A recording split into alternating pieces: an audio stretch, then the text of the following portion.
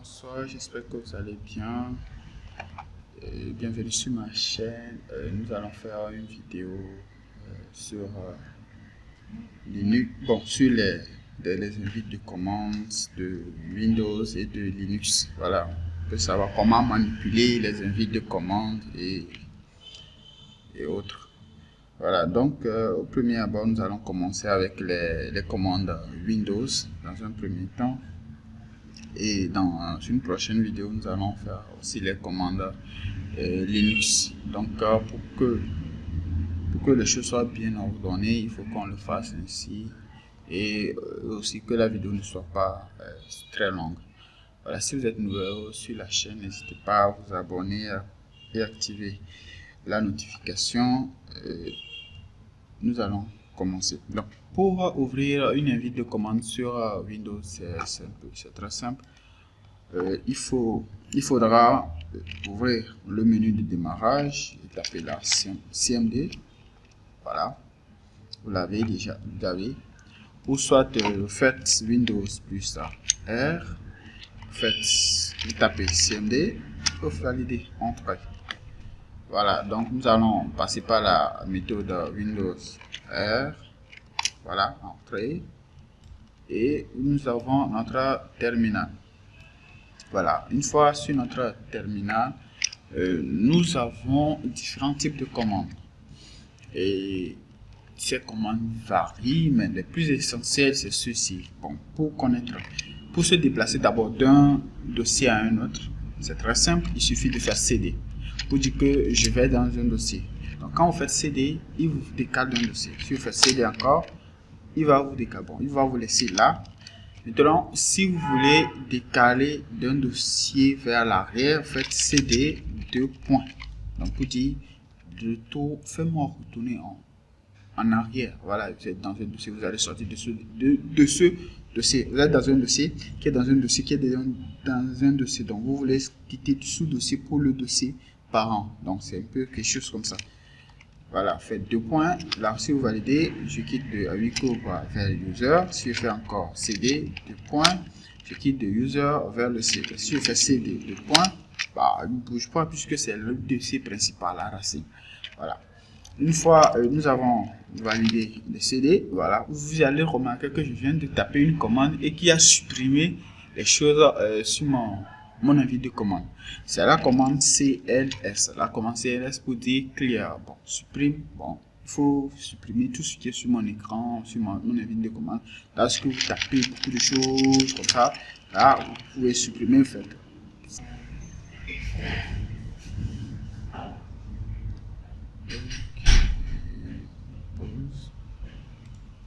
Voilà, donc une fois que nous avons fait ceci,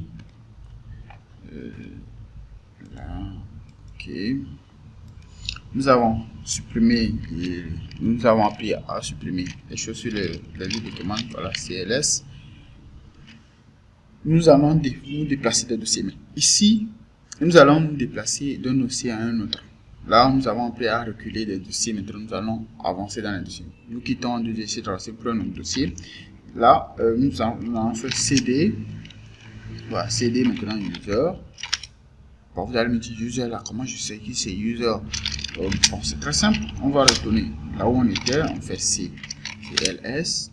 Nous allons chercher à savoir quels sont les dossiers qui sont dans ma racine et que je peux explorer. Donc, pour explorer, pour voir les dossiers, il suffit de faire un coup de dire. Tapez dire, faites entrer. Vous avez tout, voilà, vous avez tous les dossiers. Donc, dire pour dire directory. Voilà, vous avez tous les dossiers. Vous pouvez faire CD. Maintenant, nous allons aller dans users, et vous faites dire.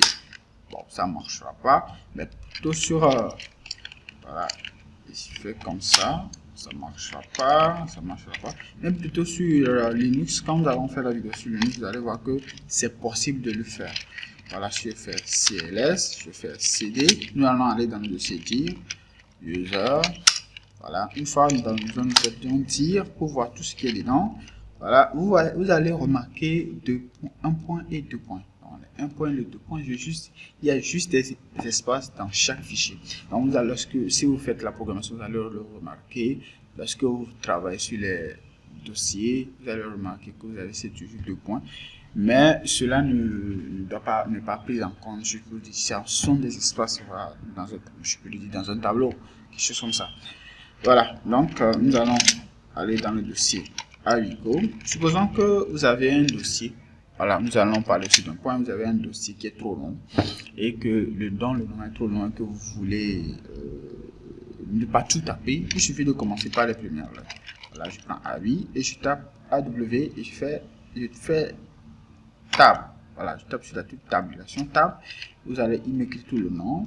Je fais entrer. Voilà, tire par ls. Voilà, nous avons tout ce qui est à l'intérieur. Voilà, donc je reprends de là où on était. Voilà, je fais du CLS. Maintenant, supposons que nous devons aller dans un dossier spécifique dont je connais, comment appelle-t-on, le chemin d'accès.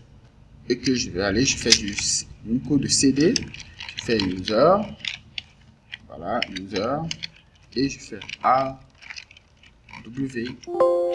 voilà, AW, Awico, voilà, comme ça.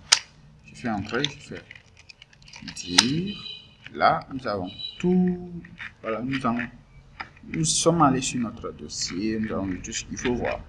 Voilà. Donc, une fois que c'est fait, là, nous pouvons continuer. Donc, vous avez la possibilité d'aller dans différents types de fichiers comme ça. Non, à vous de voir.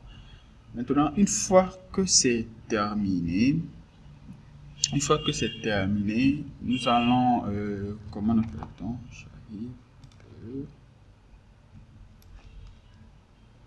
voilà, nous allons, comment appelle-t-on, voir d'autres fonctionnalités, à savoir comment connaître les utilisateurs, les fonctionnalités portant sur les utilisateurs. Donc, si je fais un coup de net, voilà, un coup de net comme ceci, je le fais CLS, je le fais plus proprement. Voilà, net. Vous allez remarquer que net, account, computer et autres user. Ce qui nous intéresse ici, c'est le net. Voilà, user. Si je fais net user, vous allez voir les noms d'utilisateurs et ses consorts. Si je fais un coup de net, voilà, user. Je fais étoile et que je fais entrer, il va me demander, voilà, il va me, comment appelle-t-on, user plutôt, et je lui donne le nom de mon utilisateur, comme ça, le nom de ma machine, et que je fais étoile. Là, il va me demander de réinitialiser le mot de passe ou de redéfinir le mot de passe. Donc, ce sont des commandes aussi que nous pouvons travailler. Mais si je tape comme ça et que je valide entrée, il va me donner les informations concernant ce compte. Et voilà, donc, vous pouvez vous entraîner avec d'autres commandes comment appelle-t-on, net, et vous allez explorer beaucoup de choses. Voilà, si je fais un coup de net, file, voilà, pardon, accès refusé. Là, il faut accéder en tant qu'administrateur. Donc, si je fais un coup de net user, je fais all, voilà, on dit entrer un nouveau mot de passe. Donc, ce dont je vous avais parlé précédemment. Voilà. Une fois que nous avons fini avec la commande net,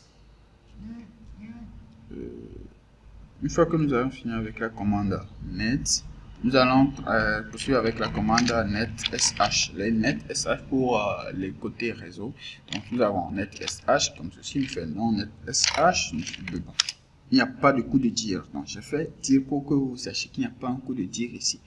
Mais si nous cherchons à savoir help, vous tapez help, vous allez voir toutes les fonctionnalités que vous pouvez, voilà, utiliser.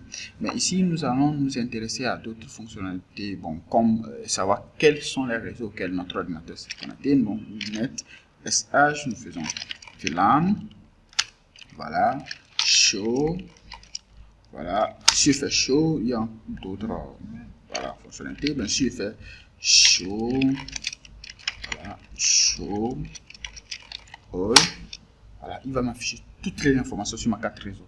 Voilà, les réseaux auxquels il s'est connecté, il s'est consoles, tout. Voilà, c'est ça. Donc vous avez vu un peu cette fonctionnalité. Voilà, donc pour sortir, faites CTRL-C tout bonnement. Je pense que nous avons fait une vidéo nous avons déjà fait 10 minutes. Qu'est-ce que nous allons faire à part ces commandes? Nous avons vu comment se déplacer dans les fichiers, comment accéder à certaines fonctionnalités cachées. Il y a plein de fonctionnalités aussi avec la commande Windows.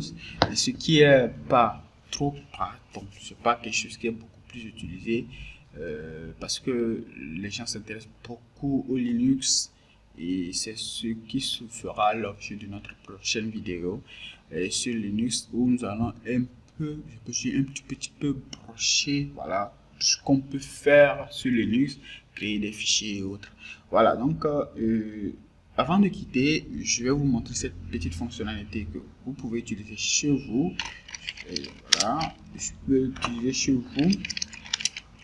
Voilà, et nous allons créer, bon, je peux dire un exercice plutôt, pas une fonctionnalité. Nous allons créer un dossier sur notre bureau. Là, nous allons aller directement sur notre bureau qui est desktop. Voilà, et nous allons créer un dossier en faisant mk voilà, tuto, et je fais entrer. Voilà, je fais entrer, vous allez voir le dossier tuto qui a été créé, voilà, ici. Et pour le supprimer, je fais rmt. Bon, rmt, je fais tuto, voilà, et je pense qu'il le supprime, voilà, il a supprimé. Et vous avez vu comment créer, voilà, un dossier avec les invites de commande. Nous sommes à la fin de notre vidéo. Je vous remercie pour avoir suivi cette vidéo et je vous remercie de vous abonner, voilà, d'être fidèle aussi à ma chaîne, bien qu'on n'est pas assez nombreux, mais d'être là, d'être sur mes vidéos. Bon, d'autres aussi m'appellent pour demander de trucs.